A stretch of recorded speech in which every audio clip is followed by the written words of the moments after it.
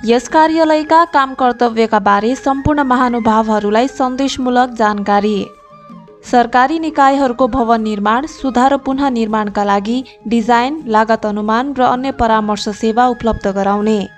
सरकारी भवनको डिजाइन तथा निर्माण कार्यहरूको गुणस्तर अभिवृद्धि गर्न सरकारी भवनहरूको डिजाइन तथा निर्माण संलग्न रहने परामर्शदात्रीहरूको गुणस्तर कायम गराउन आवश्यक मापदण्ड तथा निर्देशिका तयार गरी लागू गर्ने। भवन निर्माण सम्बन्धी निर्देशिका तथा नम्स तयार गर्ने। भवन निर्माणका लागि स्तम्भ एबिल तयार गर्ने। सबै सरकारी भवनहरूको अत्यावधिक लगत सङ्कलन गरी सोको आधारमा सरकारी भवन मर्मत सम्बन्धी दीर्घकालीन नीति तयार गरी सो अनुरूप कार्य गर्ने। भवन निर्माण सम्बन्धी अन्य मुलुकहरूको अनुभवलाई समेत दृष्टिगत गरी उपयुक्त प्रविधि छनौट गरी सरकारी तथा गैर सरकारी क्षेत्रमा प्रयोग गर्न प्रचार प्रसार गर्ने। दर विश्लेषण तथा निर्माण निर्देशिका तयारी सम्बन्धी कार्य गर्ने।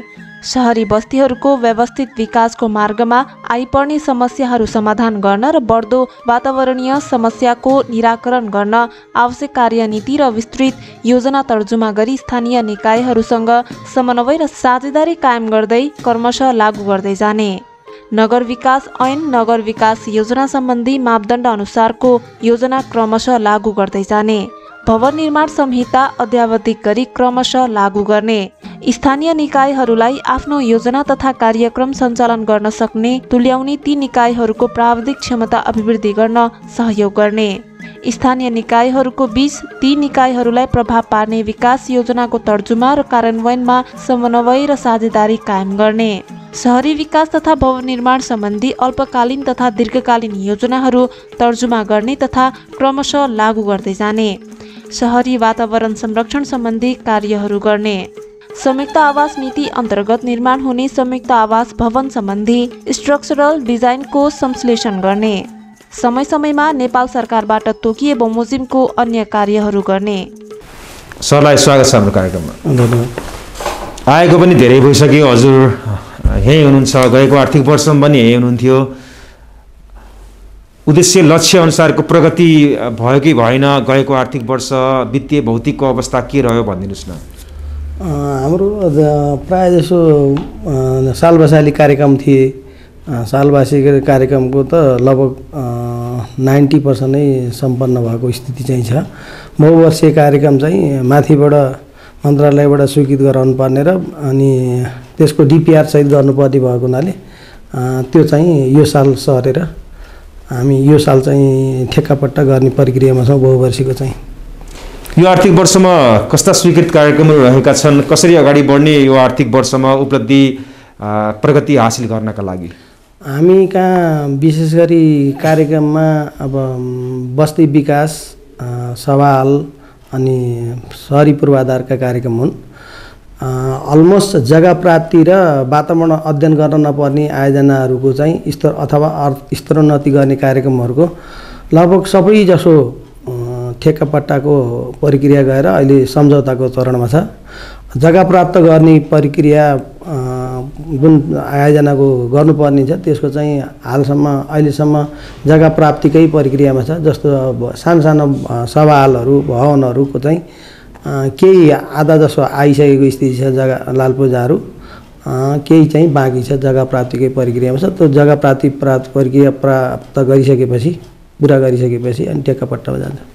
कुनै पनि योजना भनेकै समयमा समाप्त गर्न सकिँदैन, कारण के रहेका छन्, कसको लापरवाहीले गर्दा यस्तो हुन्छ, जनताको गुनासो के पनि आयो भने निर्माण व्यवसायी कर्मचारी त्यसै गरेर अन्य समितिहरूको पनि केही लापरवाही भयो भन्ने कुराहरू के भन्नुहुन्छ? अब कार्यक्रम चाहिँ अलिकति अब सम्पूर्ण प्रक्रिया पुरा गर्ने पूर्व तयारी गरेको कार्यक्रमहरू परेदेखि त हामीलाई तुरुन्तै ठेक्कापट्टामा जान सकिन्थ्यो। कार्यक्रमहरू आइसकेपछि अनि जग्गा प्राप्ति र वातावरण अध्ययन गर्नुपर्ने त्यस्तो कार्यक्रमहरू पर्यो भने त्यो चाहिँ त्यसले चरण त्यो जग्गा प्राप्तिको प्रक्रिया अलि लामो हुने र अनि जग्गा पनि खोजी गर्नुपर्ने भएको हुनाले त्यस्तोलाई अलिकति टाइम लाग्छ। अब त्यो भनेको सवालहरू भवनहरू चाहिँ बिना जग्गा चाहिँ हामी गर्न सक्दैनौँ। कि त जग्गा चाहिँ यदि सार्वजनिक जग्गा हो भने नेपाल सरकारबाट स्वीकृति प्राप्त गर्नु पर्यो, त्यो चाहिँ अलिकति अब वातावरण अध्ययन गरेर अनि प्रक्रिया पुऱ्याएर माथि क्याबिनेटमा पुगेर ल्याउने जेल चाहिँ हामी समय चाहिँ अलिकति अभाव हुन्छ, त्यसले गर्दाखेरि अलिकति ढिलाइ भएको हो।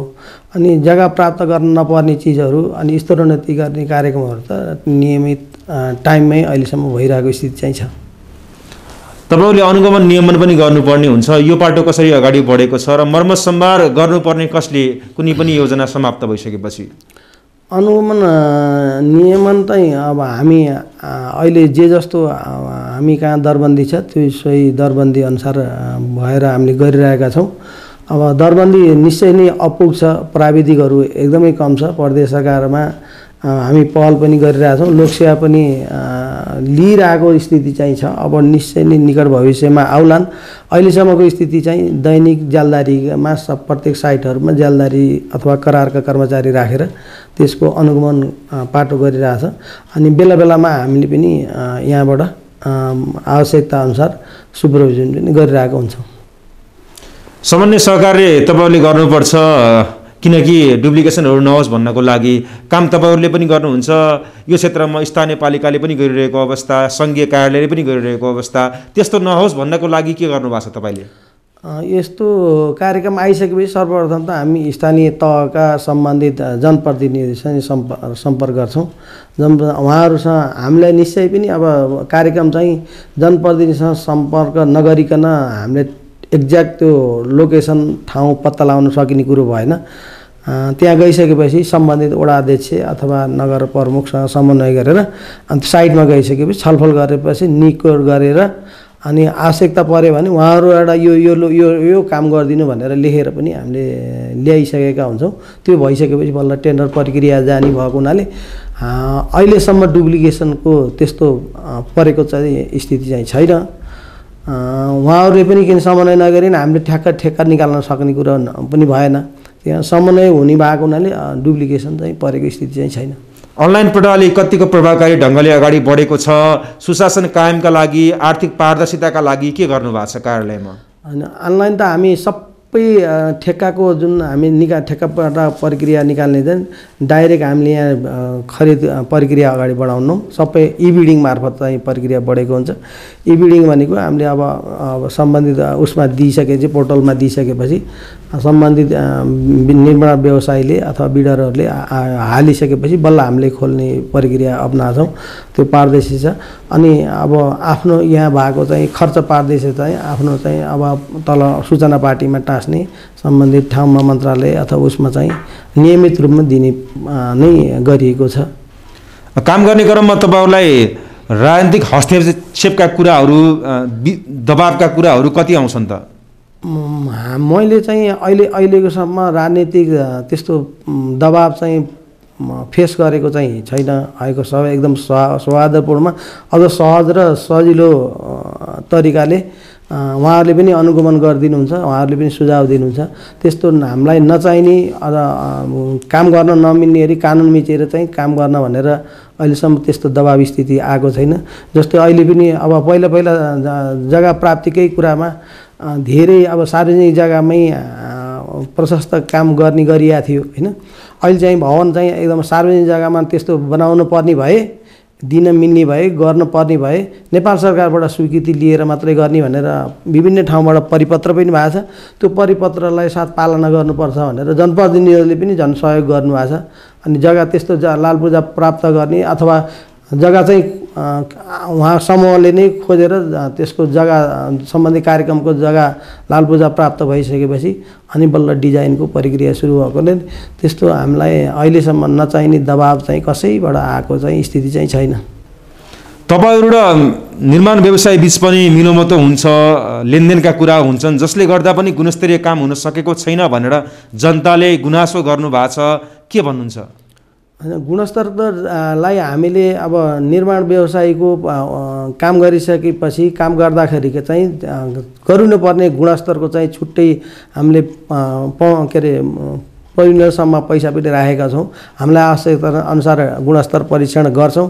जस्तो सिमेन्टको टेस्ट गर्ने, इँटाको टेस्ट गर्ने अथवा क्यु टेस्ट गर्ने ढलान छ भने, अथवा बाटोको ऊ छ भने डेन्सिटी टेस्ट गर्ने, अथवा थिकनेस चेक गर्नु सबै ल्याबबाट गरिएको हुन्छ। सबै ल्याबबाट गरिएको रिपोर्ट ल्याब रिपोर्ट आइसकेपछि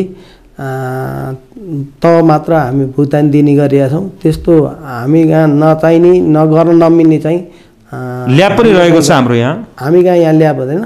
हामीले त ल्याबलाई हाम्रो एक त त्यति जनशक्ति छैन। हामीले बुटोल सडक विभागको ल्याब अथवा यहाँ उसमा गुल्मीतिर हो भने त्यहाँ सडकै आयोजनाको ल्याब छ, त्यहाँ चाहिँ गर्ने गरेका छौँ। अन्य कुन कुन कुराहरू तपाईँहरूलाई थप भए अझ राम्रो तरिकाले कार्य सम्पादन अगाडि बढाउन सकिन्थ्यो, के मान्नु भएको छ? हामीलाई चाहिँ यो दरबन्दी अनुसार प्राविधिक कर्मचारी पूर्ति भयो भने निश्चय नै हामीले तोकिएको लक्ष्य तोकिएको समयमा काम सम्पन्न गर्न सक्थ्यौँ र गुणस्तरयुक्त काम गर्न पनि सहज हुन्थ्यो भन्ने लाग्छ हामीलाई। समय र जानकारी दिनुभयो, धन्यवाद सर।